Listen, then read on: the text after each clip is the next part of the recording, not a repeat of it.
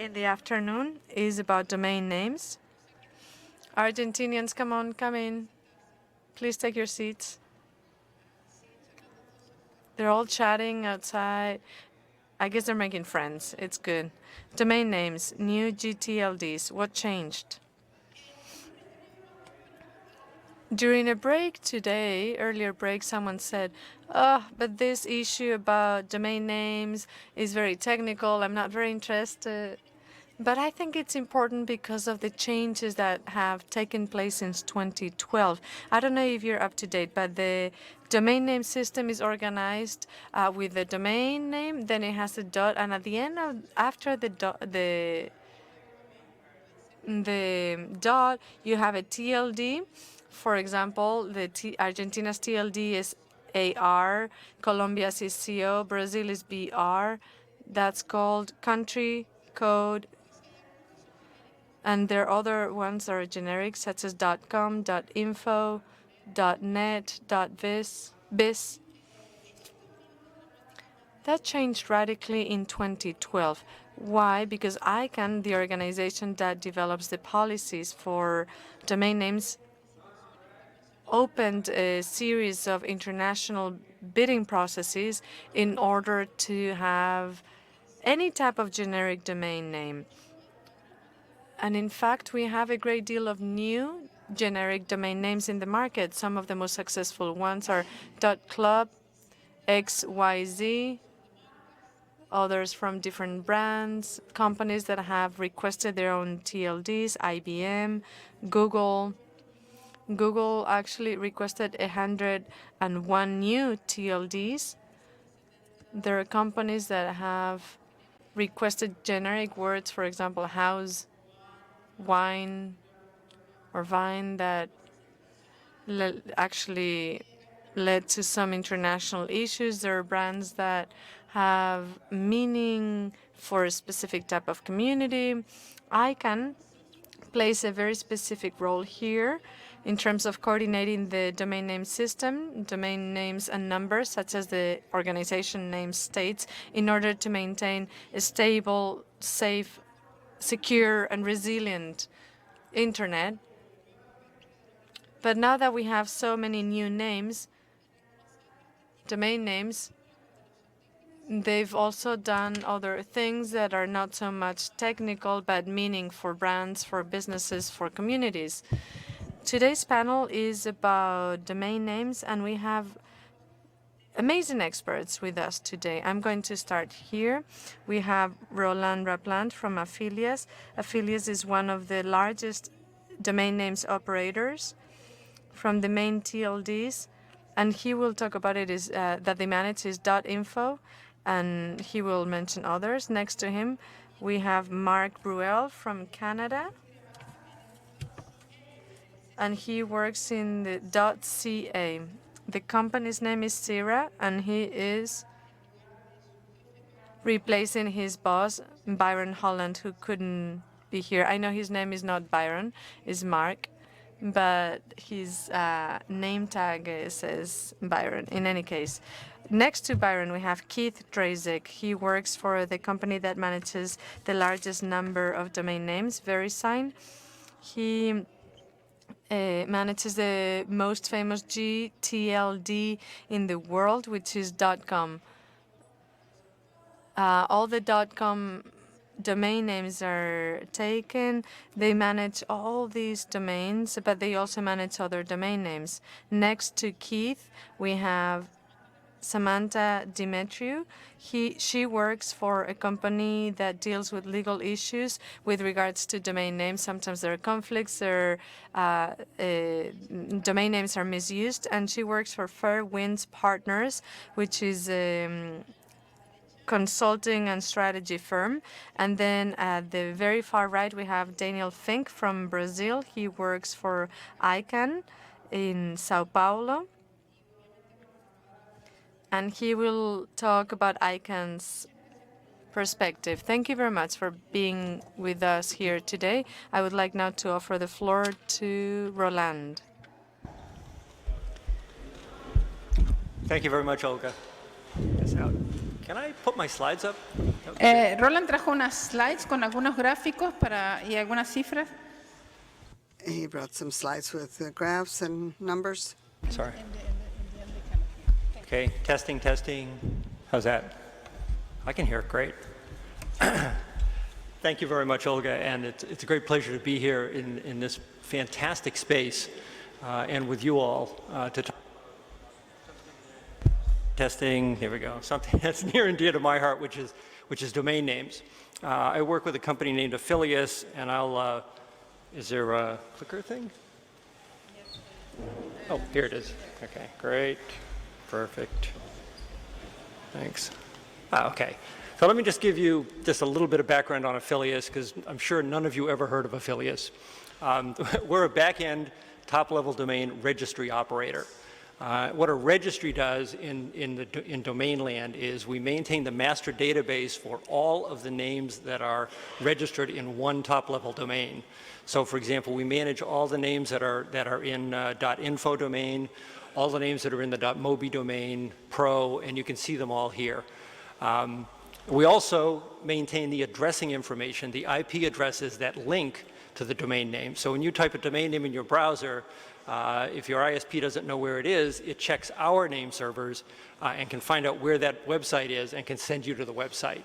So it's a sort of a manufacturing plant for domain names, if you will, and then we distribute the queries that you'll send in from your browser to make sure you get to the right place and that there's only one right place for that particular name on the internet.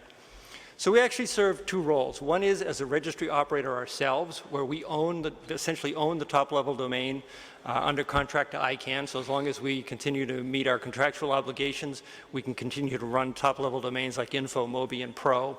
But we also do the technology that powers other people's top-level domains, and this is really our main business. So for example, Public Interest Registry runs the .org top-level domain, and we do all the technology that runs .org. They do the policy, the management, the sales, the marketing. We do all the technical stuff, maintaining the database, doing the DNS, reporting, billing, that kind of stuff. We're in the back office, and the back office role of ours is probably the reason why you've never heard of us. We also support a fair number of country code top-level domains. So every country on the globe has its own country code. And we do the technology that supports Montenegro, India, St. Lucia, Belize, Gibraltar, St. Vincent's, the Seychelles, Antigua, and Mongolia under separate contracts with the entities that run those top-level domains.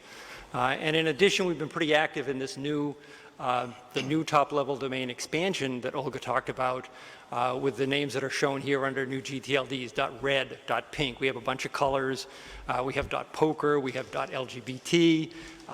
We have Afilias itself has about 20 of these new top-level domains, and then we're doing work for a bunch of other folks too. So .irish runs on our systems even though we don't run it. .vegas runs on our system. .onl runs on our system. .global, .rich, and a bunch of other ones. How many have ever heard of any of these? Yay! All right, good. We're starting to make some progress. And we also do a lot of support on .brands, which I'll talk about in a little bit more detail. So we're doing the back end for all of these brands. A lot of these companies, saw the future and went ahead and applied to ICANN for their own .brand, which means there's a .Marriott top-level domain on the internet today. There will be a .MetLife top-level domain on the internet. And all of these names and a bunch more will have their own top-level domain. So how many names are there in the domain market? Well, we've been tracking this since 2003, and I know you can't see the numbers on the bottom because I can't even see them from here, but this tracks domain name progress since 2003.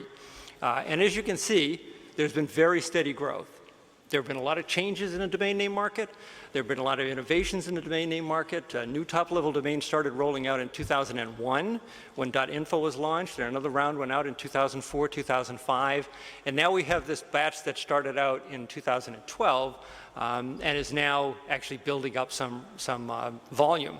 But you can see that even with all those launches, it's a very, very steady progression of growth. There's a little bit of an uptick right at the end, and that's because China's coming online in a big way now, and it's a big enough country to move the needle a little bit. So We've got about 322 million names in the DNS as of the end of February. So this shows the growth rate in the domain name market from 2003 up to 2016. And as you can see, back in 2008, 2009, we had growth rates year over year of 30% or so. The economies of the world were expanding, lots of new businesses were being formed, there was increasing demand for domain names, domains could be used for a lot more stuff, and we saw a very large expansion in the domain name business at that time. Then we had a recession, global recession, things came down quite a bit, down to about 5% growth, expansion in the markets again, brought it up, and now we're seeing right here at the very end, which is the last 6 months, that little uptick, is to some extent global vitality economically, but also this reflects the growth in China that's come. So if you look at generic top-level domains, which are like the .info, .com, and so forth, versus country code top-level domains, CA and ME and so forth, you can see that country codes are a little bit less in terms of total volume than generic TLDs, but they're growing at generally about the same rate. Sometimes gTLDs grow a little more, sometimes CCTLDs grow a little more. But you can see how the market breaks out pretty clearly on that chart. And you can see gTLDs again right at the very end. This is all the expansion of these new top-level domains that came out over the last 24 months, 30 months, and the impact of China. So let's look at new top-level domains only. These are not country code top-level domains. These are not ComNet or MilInt, the ones that you're familiar with, EDU and so forth. This is only things from .info forward. And you can see that while there's been a lot of to-do about new top-level domains, they're only about 8% of the entire market right now. Okay, and there was a big growth with info back early on, then it grew for a little while, then things slid off a little bit, it got down to 4%, and now it's back up to about 8%. So while there's lots and lots and lots of new top-level domains, the volume in those top-level domains isn't quite so big. So I'll talk about two areas. One is traditional domains, because I know we're supposed to talk about new domains, perspectives in the future, and so forth. So I'm going to give some predictions there, talk about a new segment, and then a little bit about IoT. So traditional domain names, I think, are basically going to continue to grow at that 10 to 20% range we saw in the growth chart. I mean, we've got, what, almost 15 years of experience with that now. And unless huge new markets come onto the internet and start buying domain names, you're going to see that over the long term, I think, like China. So now we have ICANN's new top-level domain program. There's generics like XYZ and .guru and .club. There's cities like .vegas that I showed you, but NYC has one, Boston has one, Istanbul's just launching now, Paris launched, London launched, and so forth. So a lot of cities are now getting into their own top-level domain, which I almost think of as a .brand. There are communities that have gotten in, and there's a lot of .brands. And this is, of this last round, about 16 million names have been sold so far. That added to the 10 million in the prior rounds with Info and Mobi and Pro and so forth. That gets you to about 26 million in total. So the new segment, though, I think that really merits our attention in terms of where the internet is going is, I think, more .brands. There were 600 companies that applied for their own .brand in the last round. And these are basically major corporations across all kinds of industries.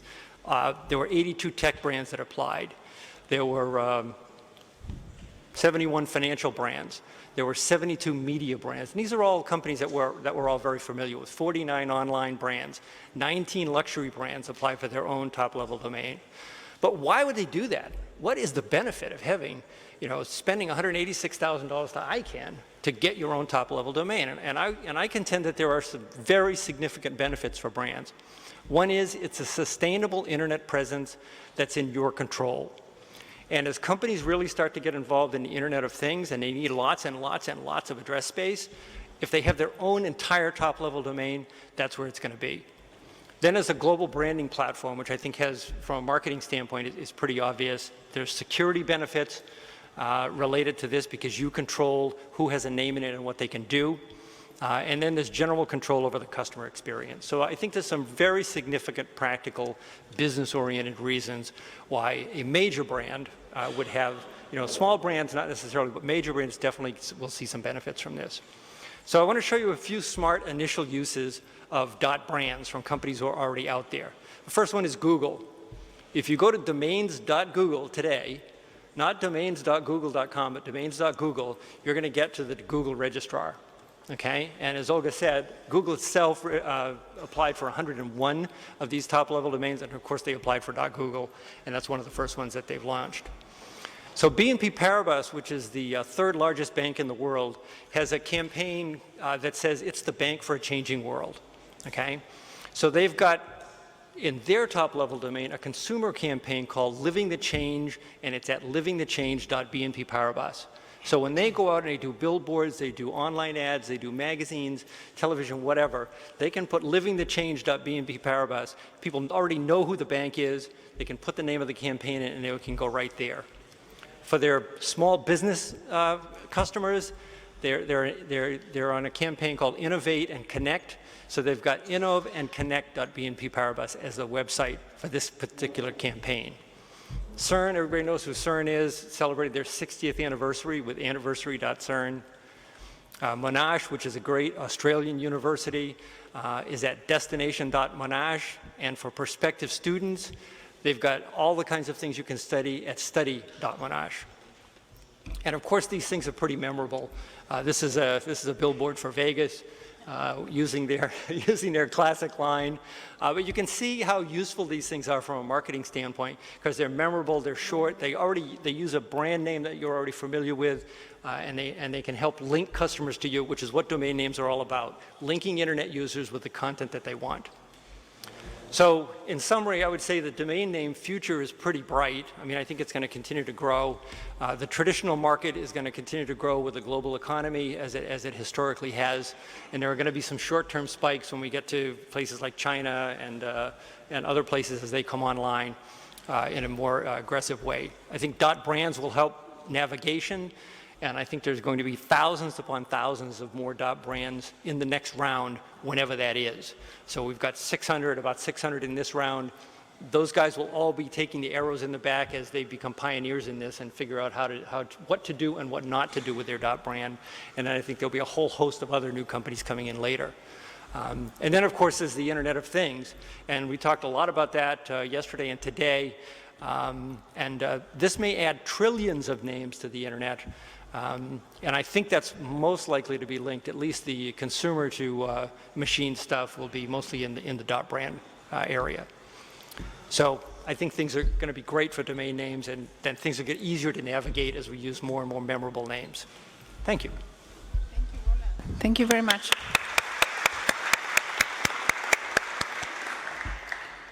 Mark, you want to go next?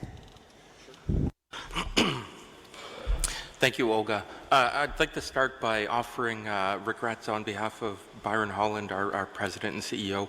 He would have liked to have been here, but he had a pressing engagement in Ottawa. But I'm very happy to be here and very much appreciate the opportunity to speak with you today. I am with an organization called the Canadian Internet Registration Authority, and we're the registry for the .ca country code top-level domain or CCTLD. I'd like to start by saying, there is no one CCTLD that could represent the entire global community of CCTLDs. It's a very diverse community and represents a very diverse number of business models. Some CCTLDs are run by national governments. A few are run as for-profit entities, but many are not-for-profits like CIRA and have a public interest mandate.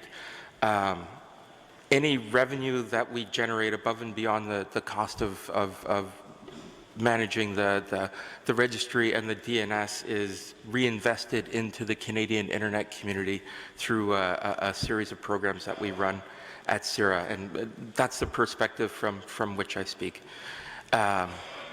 Following your remarks, I'd like to recognize that these are challenging times for the domain name industry generally, gTLDs and CCTLDs. The market's maturing. Those gold rush days of the early 2000s are long over, and growth rates among TLDs, especially CCTLDs, have been declining. .ca's growth rate is currently about 3%. 5 years ago, it was over 20% annually. So we're at .ca actually approaching what we call a technical crossover. When new .ca registrations do not effectively outpace attrition. So, in fact, losing total domain name counts instead of continual growth. Coupled with that is, in 2014, as we know, ICANN approved more than 1,000 new top-level domains, the new gTLDs. This represents, I would say, the most significant change in the domain name history, the domain name industry in its entire history. It is effectively a deregulation of the industry. And while gTLDs, the new gTLDs may not be performing as well as many had expected or forecasted in the beginning, as a CCTLD, they're still having a deep and profound impact on our business. CIRA, as the .ca registry, does not sell domain names direct to Canadian customers. We work through our registrar partners which we call a channel. And with the launch of new gTLDs, it's becoming tougher and tougher for us to get good real estate on those registrars' websites, to get good positioning for .ca in their marketing materials, because right now a lot of the bigger registrars are distracted by new gTLDs, and that has a significant impact on us and our growth. What has happened, though, I mean, for us to maintain or increase our revenue, many CCTLDs have had to change the way they operate, and CIRA has certainly done so. We approach our business with the question, how can we generate sufficient funds to do good things for the internet in Canada and around the world? When our registrations are declining, our revenue is declining, and that means we can do less good things. So a lot of us in the CCTLD world have changed or expanded our business models and business offerings. We're thinking a lot more innovatively, and we're improving our top-level domain offerings, and we're improving how we deliver those offerings. Our service is improving. Just as an example, security is top of mind for the global internet community right now. So we've invested significant resources into making the .ca top-level domain a much more secure domain name to make it stand out in that increasingly crowded marketplace. We've also streamlined our registration processes and have streamlined how we work with our registrar partners to make it easier to register and manage your top-level domain. Like many CCTLDs around the world, we've also, for the first time in our history, expanded our product offerings. We're not just a top-level domain registry anymore. We're offering, like Afilias, managed DNS services. We actually now offer an all-Canadian managed DNS service, keeping Canadians' data within Canada. We're working with Canadian cities in advance of the next launch of calls for new gTLDs to work with them on their applications for new gTLDs.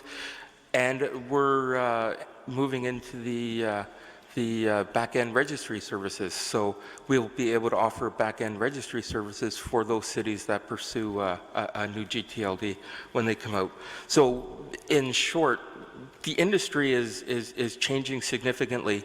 New gTLDs are just a part of that change. We've got very much a mature industry. .ca has been around for almost 30 years.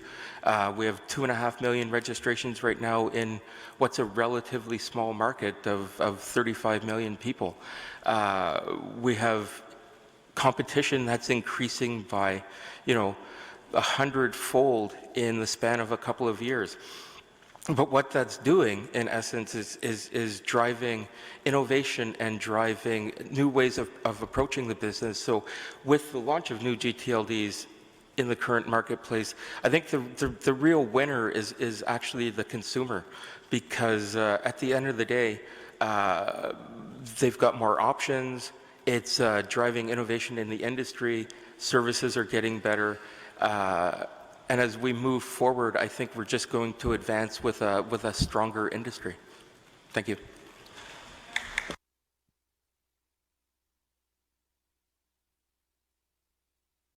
Mark, are there cities in Canada that have requested cTLDs?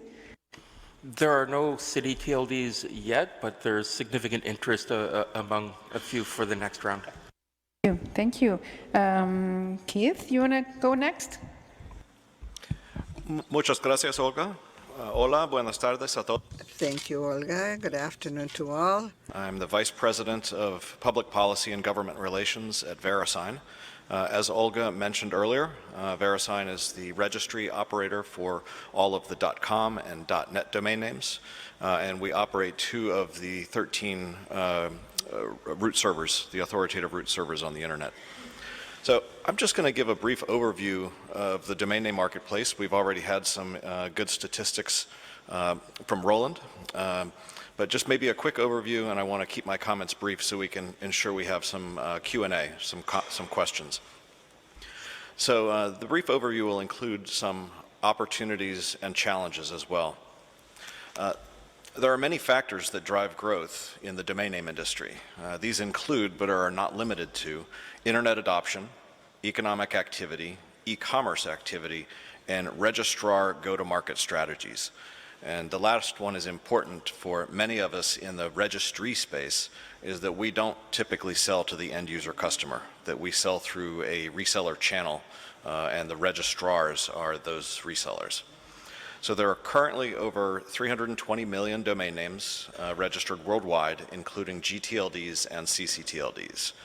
gTLDs comprise approximately 54% and ccTLDs approximately 46%. New gTLDs from the latest round represent approximately 2.5% of all TLD registrations. At the end of December, the domain name base in .com and .net was nearly 140 million, consisting of 124 million names for .com and 15.8 million names for .net. This represents an increase of 6.3% year over year, which demonstrates that there are still plenty of good .com and .net names available. So Verisign is an active participant in the new gTLD program. We applied for 13 new strings directly and are providing back-end registry services to almost 200 additional strings, many of them .brands. With the introduction of the new gTLDs, we, Verisign, saw a clear opportunity to augment our existing .com and .net brands by launching internationalized domain name scripts, so domains in IDN scripts that are transliterations of .com and .net. And transliteration means that the script, when pronounced in the native language, sounds like .com or .net. One example would be we applied for and registered the Cyrillic .kom, which when pronounced in Russian sounds like com. So the idea that we would build on the success of our existing brands and to augment with the foreign scripts. And so we applied for domains including Chinese, Korean, Japanese, Cyrillic, and Indian. So this is one of the reasons that we, Verisign, are very supportive of efforts to promote universal acceptance for all TLDs. Verisign, our back-end registry customers, and all new gTLD registries depend on the success of the work that has been initiated around universal acceptance.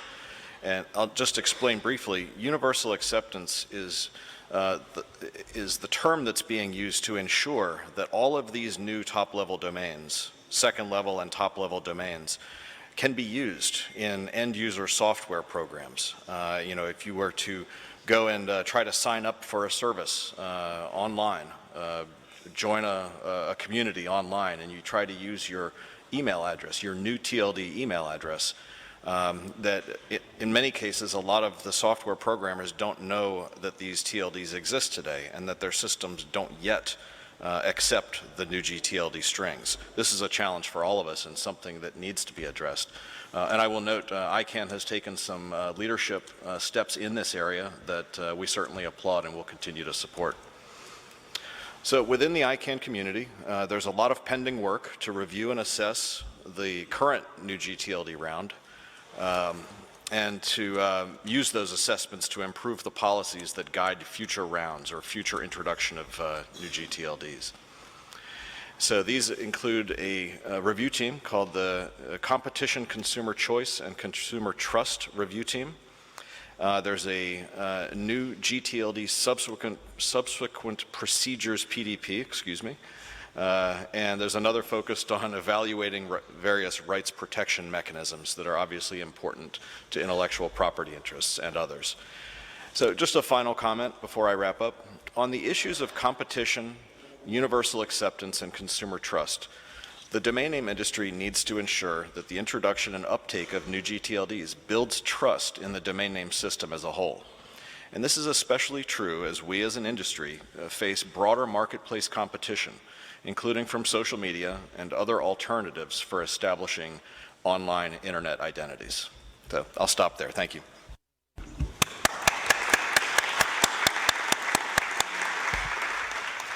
Un comentario sobre lo que Keith comentó. A comment on what Keith said. I sent you earlier a document that Keith gave me online as a PDF, and this is a report that Verisign does. Verisign, how many times does this, do you publish this report? Señor, se produce varias veces. It is done several times, so 4 times a year. At this time of the day and the week, I'm not thinking correctly.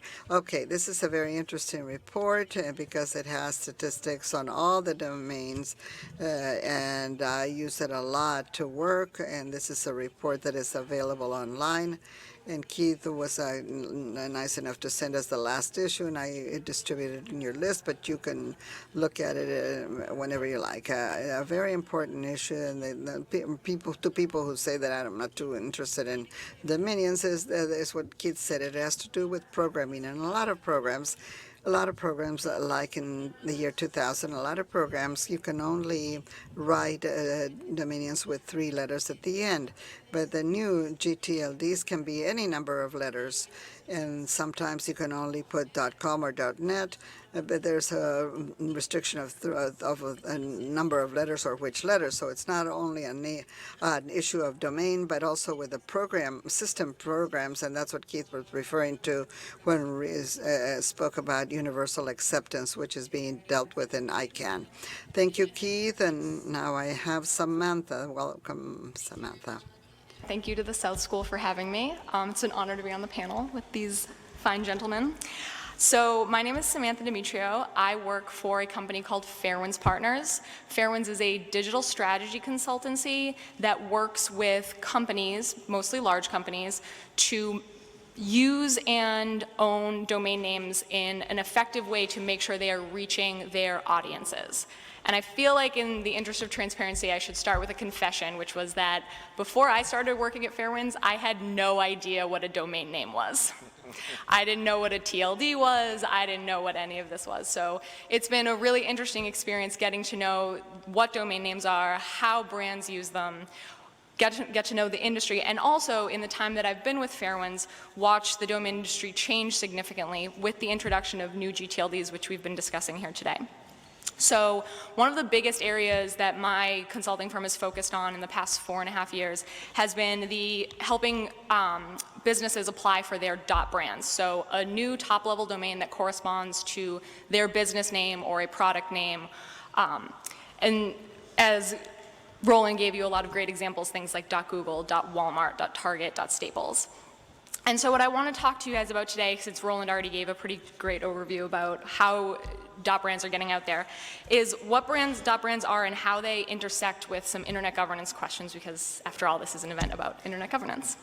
So the main thing that distinguishes .brands from other new TLDs is that they are going to be completely closed namespaces. So it's really just going to be the company who owns that .brand who is using the domain names and putting out content to the public. So as Roland mentioned, you know, those are going to be really trusted spaces for brands to present to their audiences. Before new gTLDs were introduced, the common practice that most large companies followed when it came to domain names was the first priority was to go out and get their matching .com domain name. In other countries, sometimes it was also to go and get the corresponding ccTLD domain name, but the key thing was to have your name in .com or the most relevant extension where you were located. But in addition to just having that one domain name, there was also a large concern about protecting the brand's trademarks, brands, and other intellectual property online.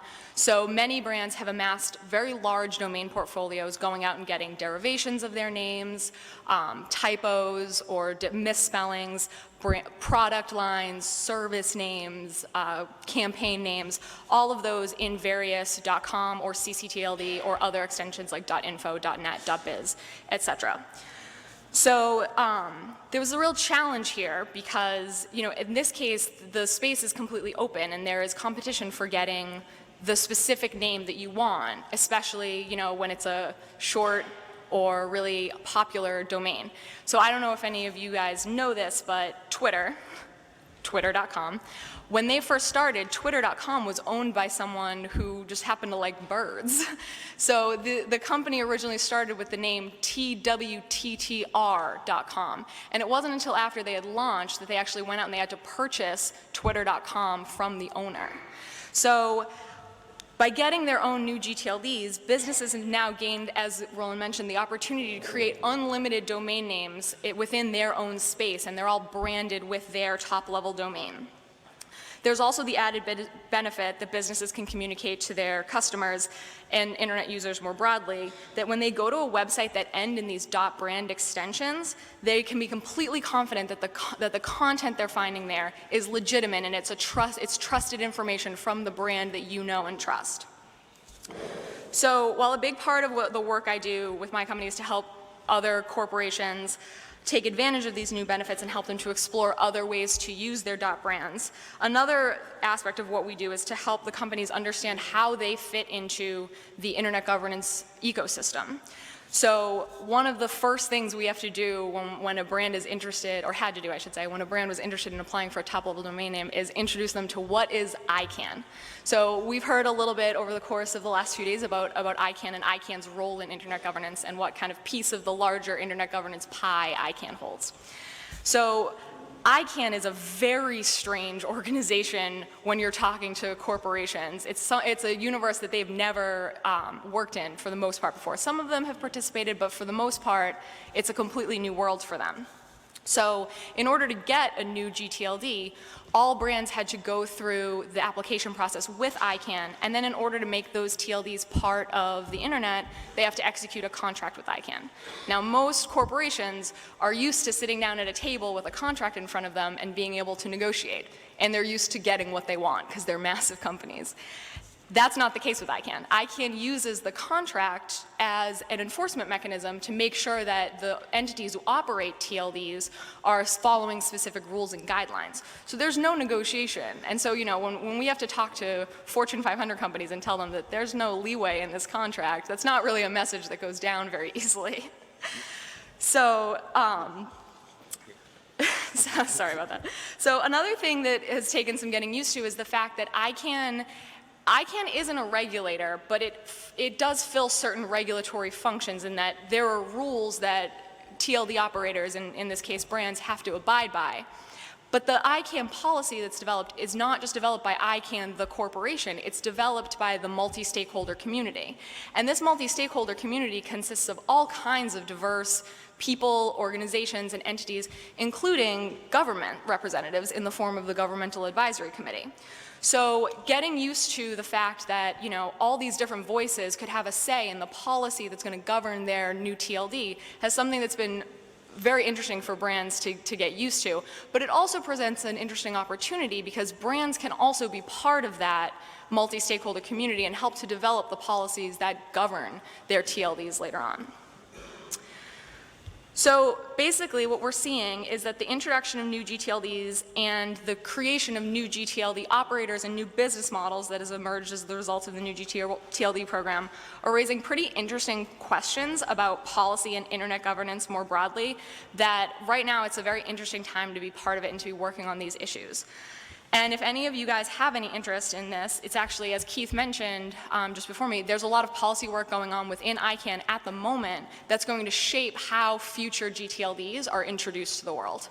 So you guys never know. You might find yourselves working for a company who eventually wants to go out and apply for their .brand, or you might find yourselves working in some other aspect of the internet, or working for a city that wants to go after their .city domain. So right now, it's a very interesting time to be participating in the ICANN space. It's an interesting time to be working with brands. And I'll leave it at that, and we'll open for questions.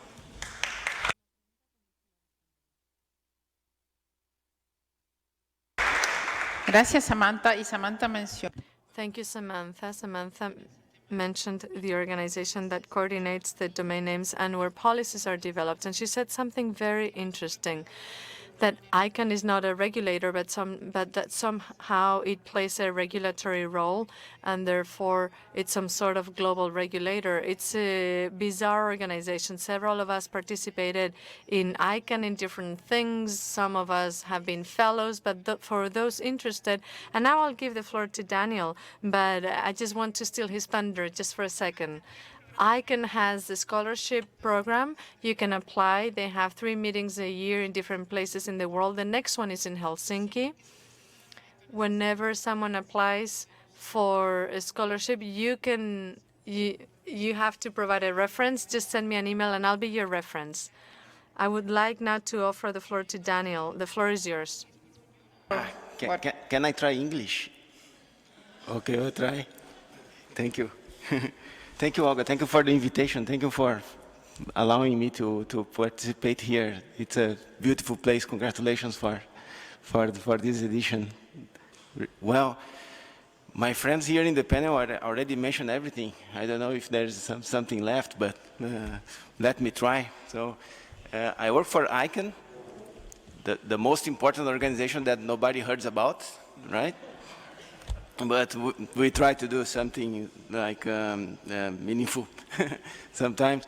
And my job in Brazil is to work with engagement of new stakeholders, like these ones. My friends here in the panel are stakeholders, very engaged, perhaps too much, no? And my job is like engage more, engage with you. My friends in Brazil, maybe they can't hear from me about new gTLDs. Maybe we talk too much. And now maybe I can share some views of the program and what we are trying to develop in the region as well. So as like Olga mentioned, the new gTLD program is a really good example of how policy is made in ICANN, and Samantha mentioned about the difficulty to make companies like understand like that ICANN is not exactly a regulator, but we get decisions like from stakeholders like you, like that will be turned into some documents, some reports, guidelines, and then later the who wants to apply for a new gTLD needs to follow, and that started in 2005. The first discussions of the new gTLD round. In 2005, my friend Lucas over there was like in the primary school. Yeah, and now the new gTLDs is affecting him. And in 2012, ICANN came out with a guidebook, so companies and entrepreneurs could apply for the program. So from 2005 to 2012, we didn't have much, like say, data. We just had ideas on how to expand, how to make the biggest expansion of the domain name system. And it was a very exciting time. We got like 1,900 applications, maybe more than ICANN was expecting for this expansion. And now, almost every day, a new gTLD is born, right? And then we may finish by end of 2017 with about, hopefully, with about 1,300 new names, and it's for the market to start enjoying. What ICANN wants is like promote competition, more choice, trust, like Samanta and Keith mentioned, and also innovation. So innovation is up to you.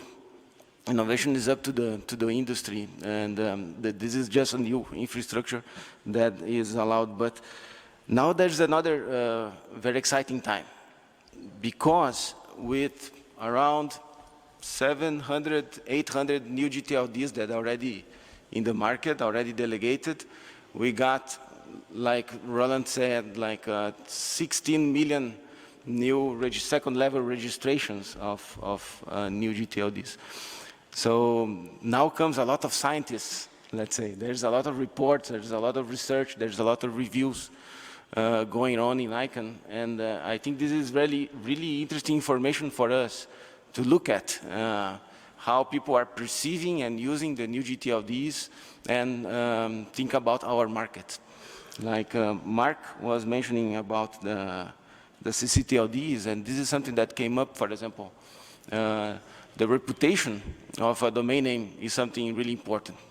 Countries and country codes have really high reputation in their markets, right? So people trust what they know, and how can we make sure they will know some word, they will trust some word that they never heard about? So that there are some challenges for the new gTLDs to come in, and we are very, very curious and how this will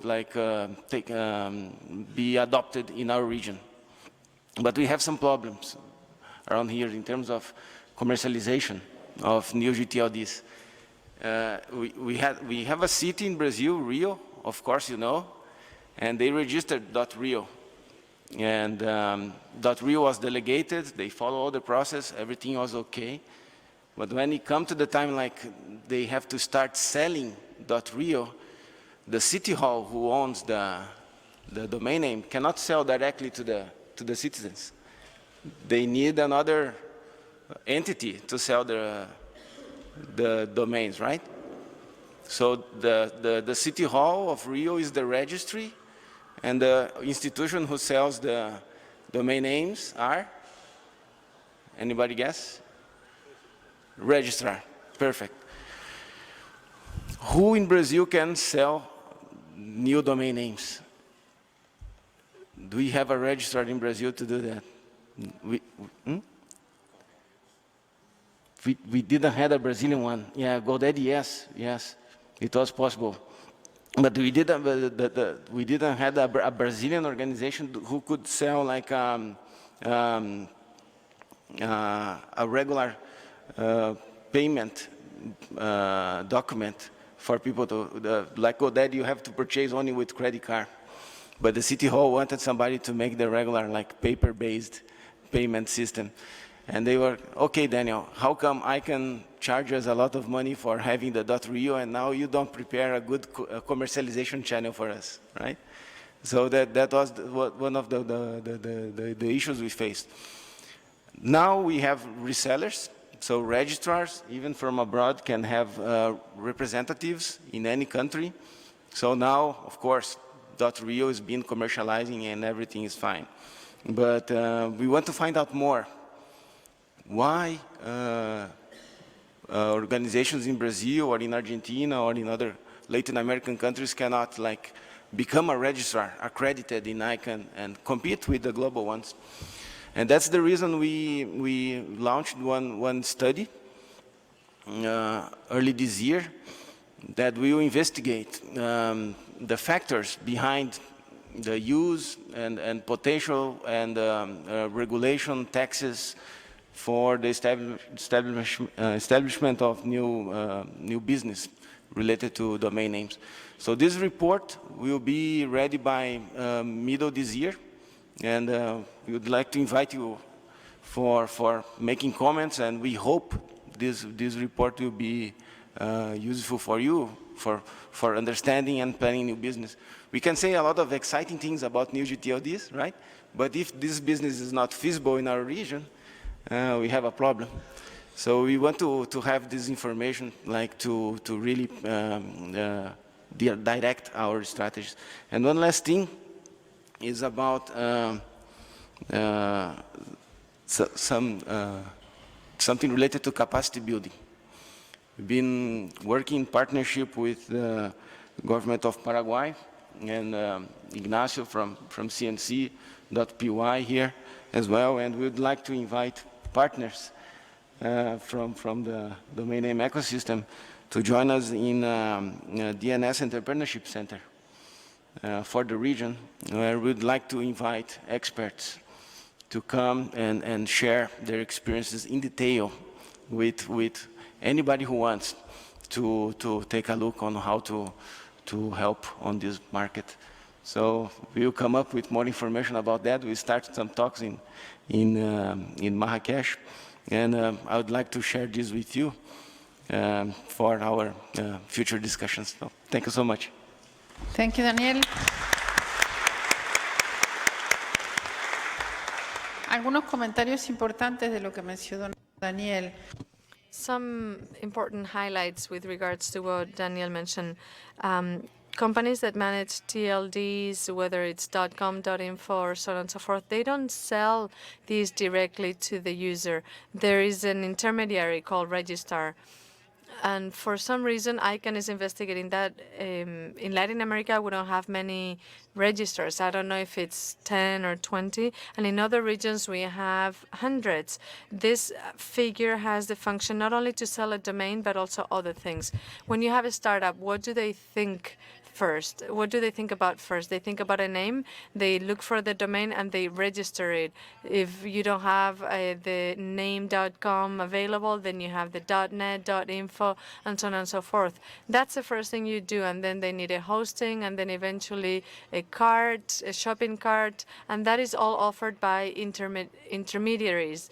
They promote the industry of domain names, and they are a very important link in the commercialization chain, which is precisely what Daniel mentioned. And we're really looking forward to that study. We want to read it and know what's happening. Some of us know a little bit about it. In any case, it's always good to learn more and to know that ICANN has taken on this initiative. In terms of capacity building, ICANN can use the school, the South School on Internet Governance, to teach about this. Daniel, you're always welcome. You were last year in Costa Rica, and you know I did all the best that I could to have you here. You know that. Hablé mucho, así que ahora... I talk too much. Now let's listen to the audience. Let's see what questions they have. Esteban, Cynthia, Renata? You're tired already. You can't stand me anymore. Just one more day, and then you'll only see me virtually. Esteban. Hi. My question will be in Spanish. I'm Esteban from Argentina. My question has to do with the future of the business of domain names. We've seen these days that the most important tool in terms of internet access is mobile phones, and mobile phones work with applications that don't really use domain names. I download the application, and with that application, I have access to a specific type of service or content that I need. So my question, and again, I'm not an expert and I know nothing about this, what do you think about the future of the business of domain names vis-a-vis applications for cell phones that don't need domain names? Thank you. Do we take a shot at this? Apps are important, without a doubt. But when was the last time you downloaded an app on your phone? I'm telling you, it's been over a year since I've downloaded an app on my phone. And how many screens of these things do you have to get to have a useful life? I mean, you've got all the stuff on your main screen. You get those 20 apps or whatever they are, and the rest of it is, you just never use them. So they're very important. They're very important for some specific things. But every app lives on a domain name. They all have to have an address themselves. And there's lots of other stuff in the world that you may not visit all the time, that you may not use every day, but you still need to find it. And that's why, you know, when we talked about the expansion of the domain space and the leveraging of .brands and that kind of stuff, I mean, we feel really bullish about this. I mean, there will be other navigation things, but I think the domain name is going to stay at the heart of it. And the more intuitive and easy we can make that for humans, for search engines, for IoT, for all of that, I think the better off we're all going to be in terms of leveraging the internet for the maximum benefit. You guys may have a different perspective, I don't know. Else? Okay. So just to add to what Roland said, I mean, you're right. Think about how many things you use your mobile phone to look up that don't correspond to an app. One of the things I use my phone for more than anything is to look things up quickly in a search. I need an address of a restaurant I'm going to, or I'm not sure what brand of shoes I just saw some lady wearing and I want to buy them. So all kinds of reasons. And when you go through a search engine, the list of results that comes back to you are websites. And every website has to have a domain name that's attached to it. So while the navigation to domain names and the way people approach them may change, I think Roland's absolutely right that a domain is still going to be the foundation on which different entities and organizations who have a web presence build that presence on. Thank you. Keith? Okay. Thank you, Keith Drazek. I think I'll just add that I think one of the significant areas for growth in the domain name industry is in the area of small and medium-sized enterprises or smaller businesses that are not yet online. And that as new businesses are developed and built and grown to the point that they are prepared and ready for online either e-commerce or simply a presence. One of the challenges, of course, that we see is that online identities or online presence is something that can be accomplished through social media.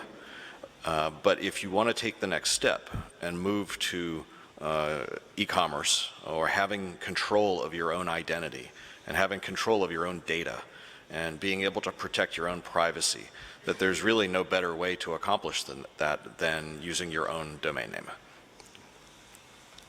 Gracias al panel. Renat? Thank you to the panel. I don't know if the panel knows that we have, for the first time in the story of the school, a remote hub in Barbados that was spontaneously organized by our friends there, so they have a remote question. Thank you. Andre Edwards, Karamnog. So we have a question from Ashel Ford. In addition to CIRA's initiatives beyond .ca, what would be the panel's recommendation for maintaining a vibrant CCTLD business versus the growth in this round and future rounds of new gTLDs for some of the small CCTLDs from small territories? Further, is there an avenue for outreach to help improve both the business and technology of developing CCTLD operators?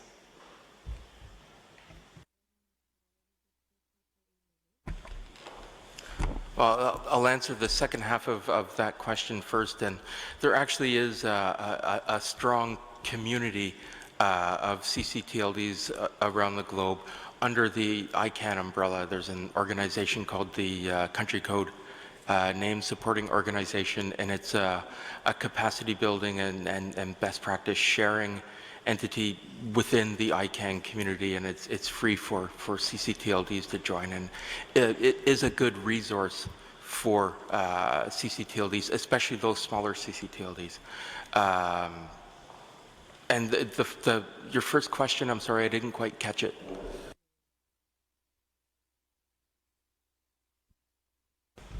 It's related to the initiatives beyond .ca. What would be your recommendation for maintaining a vibrant CCTLD business versus the growth in this round and future rounds of new gTLDs for some of the smaller?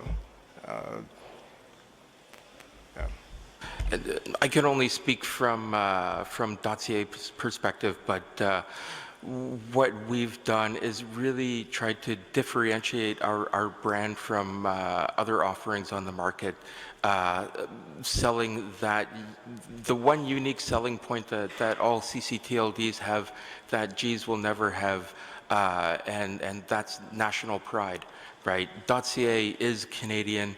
There is no other top-level domain that says loud and clear online that you are Canadian. .ca is it. Similar to Barbados, I think it's .bb. It says you are from the country that your website originates from. Anything that a CCTLD can do to set themselves apart will be critical as we move forward. And you know, we're often, the CCTLD community, we have a great deal of trust invested in us, in our national environments, in our host countries. And that's something that can't be underestimated. Roland, you wanna, Roland and Daniel? Yeah, this is a really good question.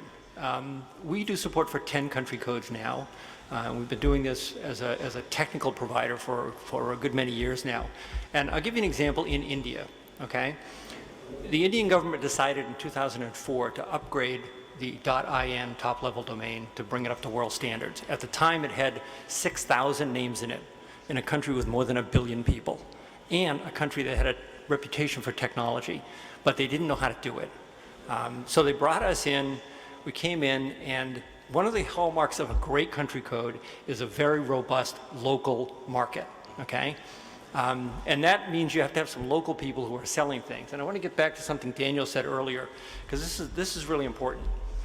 Even though you don't have ICANN accredited registrars in your country today, you can have resellers of ICANN accredited registrars. GoDaddy, Enum, Two Cows, Melbourne IT, Logic Boxes, these are all big ICANN accredited registrars whose at least an important part of their business is to provide software that allows anybody, any mom and pop, any individual human, anybody with an interest to set up a storefront on the internet and sell domain names that have email, that have websites, that have all kinds of other capabilities that take multiple currencies, all this kind of stuff. And it doesn't cost hardly anything to do that. They want you to come in and use their platform, and they take a piece of the service price when you sell a name. But you can start a business that way. And I can't tell you how many resellers have grown up to become ICANN accredited registrars, of which is now like 1,500 ICANN accredited registrars. And many of the big ones grew up from zero because they started reselling for Enum, or they started reselling for Two Cows, and they used that platform and they built their business up and they got enough customers so they could afford to become their own ICANN accredited registrar. ICANN also has supported this by dramatically reducing the cost of becoming a registrar and dropping a lot of the paperwork and stuff that goes along with it. So once you build your business at very little money, you know, zero capital and very little OpEx, you can grow up and become an ICANN accredited registrar. So we had 2 ICANN accredited registrars in India. We had Net for India and we had DirectEye. Those guys both had reseller packages, and we went around and we encouraged people to get into the business. And we asked NIXI, the National Internet Exchange of India, which is the governing body there, we do the technical work for them, to go out and encourage entrepreneurs in India to become domain name resellers. And now there are like 50 resellers in India, and .in has 2 million names. So having a robust local market, which can be developed if you educate people like the South School does, and you lower the barriers to entry, like every domain name registrar that has a reseller business, and ICANN has done, there's a lot of institutional support here that most people just aren't aware of. And it exists, and you should just talk to anybody in the industry, and we'll try and help you get it done.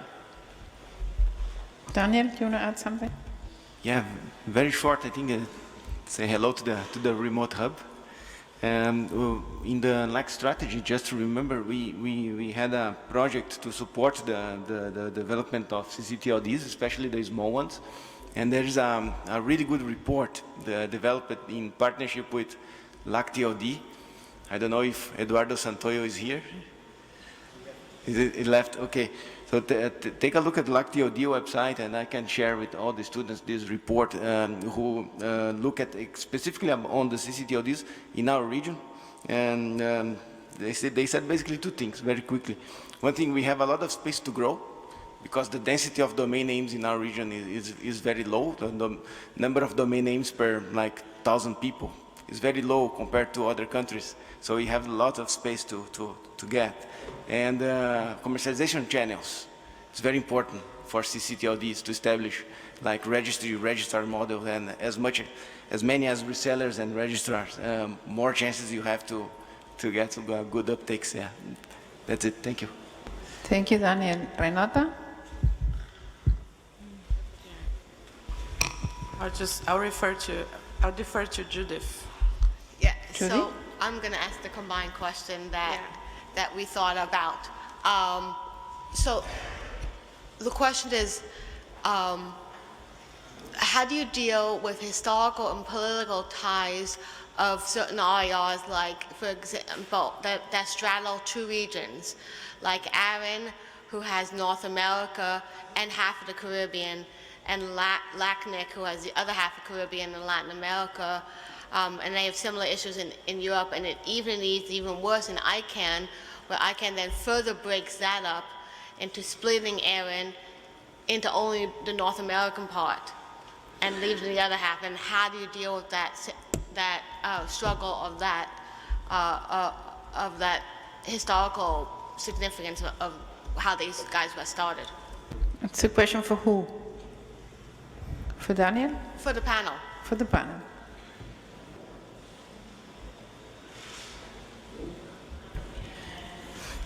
I don't know if I understand really well. Me neither. So maybe you can rephrase it? Sorry. I'll just clarify, this is a question of North America, South America, and the Caribbean. We want to find out how does internet governance, how can internet governance efforts in organizations such as ICANN and other stakeholders like companies such as FairWinds and Afilias deal with regions that historically have been split, like the Caribbean, who belonged to North America at a point, and for organization purposes within internet governance organizations, and now also engages with Latin America. So how do we group these debates? How do we get these regions to engage together and to act on decisions? Okay, well, we try to engage in dialogue, and before we take any action, we try to talk a lot internally on how to consider all the differences, although it's not easy. So then perhaps that's the reason we have staff in the different regions. And if I could mention one example for this study that we developed for the domain name marketplace. Like it's very difficult to take a picture of the region, right? It's a really heterogeneous environment. And especially choosing countries that we will focus the analysis. But for that, Renata, honestly, we talk to people. We reach out. We try to listen first before taking any action. And I think this is the continuous activity that we have to do. Perhaps we don't do enough. And maybe we have to do more and more. Yeah. But I think we are evolving, especially with something, remember something that Olga told in the beginning about ICANN. There's a lot of scholarship, there's a lot of investments to bring people from our region to come together in programs like Next Gen, fellowships. And I'm pretty sure on these spaces, when you are learning together, the difference really goes down, right? And this is the future, like the name said, the next generation that will come up perhaps with less differences, less historical like points, and more future views perhaps. That's my 2 cents. Thanks. Keith, you want to add?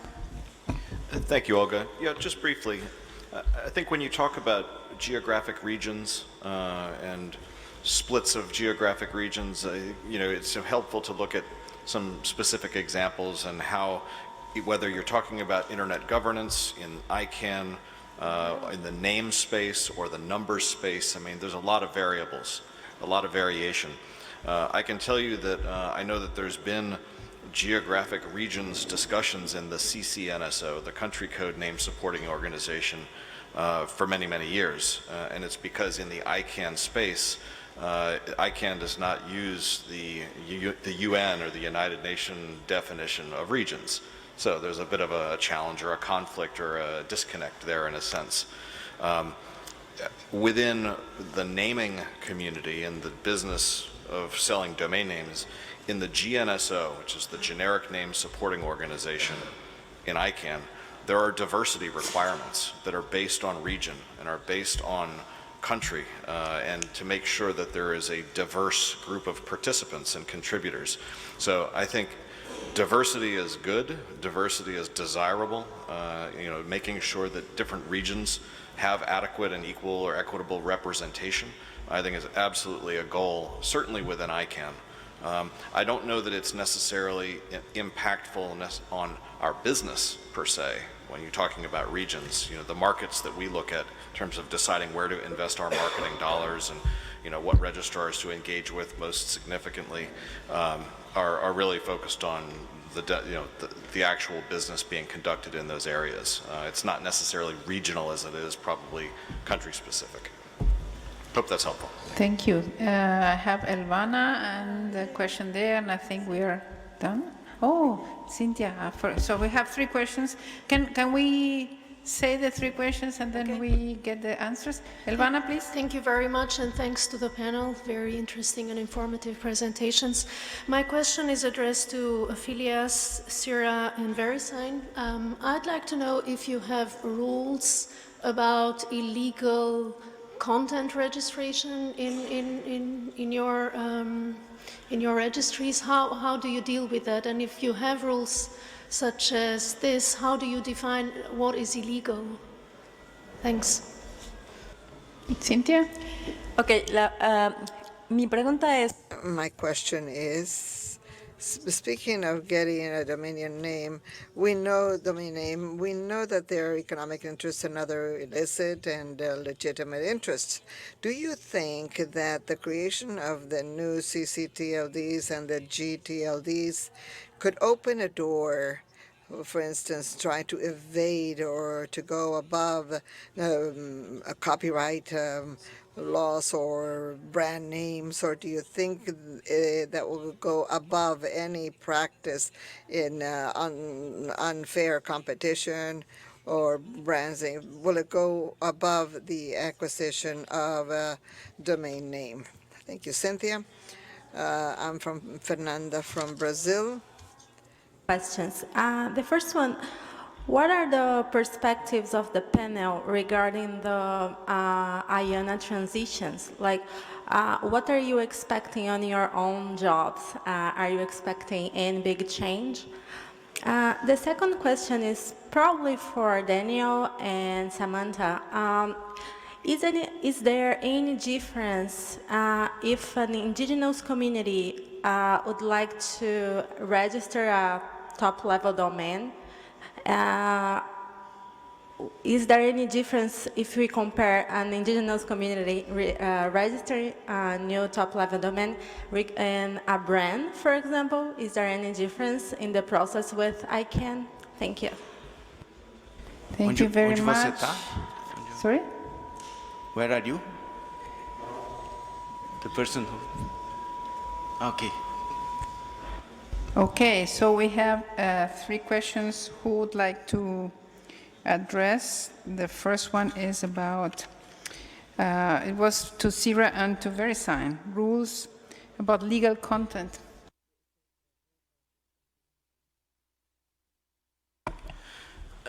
Yeah, in terms of hosting of illegal content on websites, we are a domain name registrar. We aren't in the business of policing content.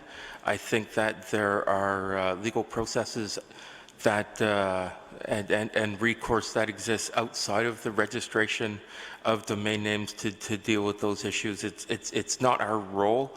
We also don't believe it's the role of ICANN to be policing content. However, we will take down content in certain narrow circumstances, one of which being if we receive a court order to take down content. But those are very rare and generally don't happen. Keith, yes. Hi, thank you. Great questions, all. On the topic of illegal content, I think as Mark said, court orders are typically the mechanism by which we would be told that something was illegal. In other words, following due process, there would be a communication through a court order telling us as the registry that there is some sort of a illegal behavior or activity in the content. But as a registry, as the technical registry operator, we do not conduct content reviews or content assessments, and it's really up to the courts to tell us when something has been determined, following due process, determined to be illegal. And so, and of course, when we get those notices, we treat them very seriously. Thanks. Yeah. But just to add to that, there are things that we check for and are very aggressive about, and every domain registry does this. We look for spam, we look for malware, we look for botnets, we look for phishing. We actually proactively look for this stuff. We scan all of the various security monitoring services. We do our own monitoring, and we find that stuff. We take it out, working with the registrar. So I don't want you to think that we're running registrars and everything's just willy-nilly, because that's not true. Okay, but the content, we don't take like porn sites down because we don't know whether it's a porn site or not until some competent authority, a judge or whatever court, whatever, commands us to do that, in which case we're all required to follow the law, and we do. Thank you. The second question is about intellectual property rights for brands. Let me see if I get it right. If the interests of the brands and property rights are like over the top of the whole process, or it's after. Did I get it right? Yes, it's about if a trademark it's under the domain name rights in the practice, because legal maybe not, but with the practice, if I buy an .Paris or another thing, and I use a trademark registered by anyone else, or if the trademark rights it's in the top of the domain names rights.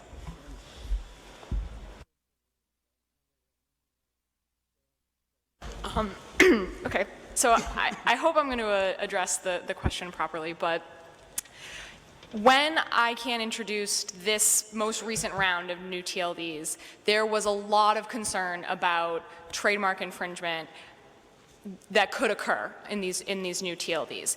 And a lot of that came from the fact that prior to the introduction of the new TLDs, businesses and IP owners were spending exorbitant amounts of money going out and trying to register every permutation and combat against those bad actors who would exploit their trademarks online.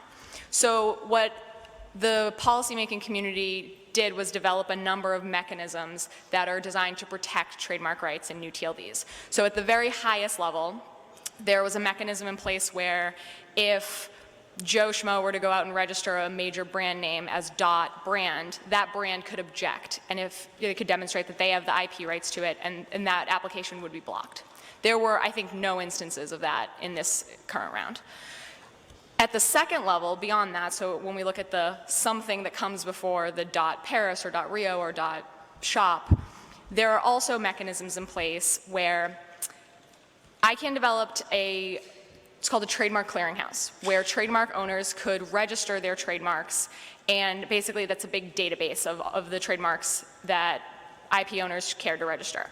When a domain registrant, so a user, would go in and try to register, if you were trying to register Nike.shop, for example, they would receive a notification that said, hold on, this is a trademark, are you sure you want to go ahead and register it? I don't know that there are statistics yet about how many instances of potential infringement that the trademark notification stopped, but I think that's probably something that ICANN is going to be producing. In those cases, the trademark owner in question also received a notification if the registrant went ahead and registered them, so that the trademark owner would know, okay, there's someone out there who has my name.shop, and I can go and I can take action to address that. The third major rights protection mechanism that ICANN put in place was, it's called the Uniform Rapid Suspension System.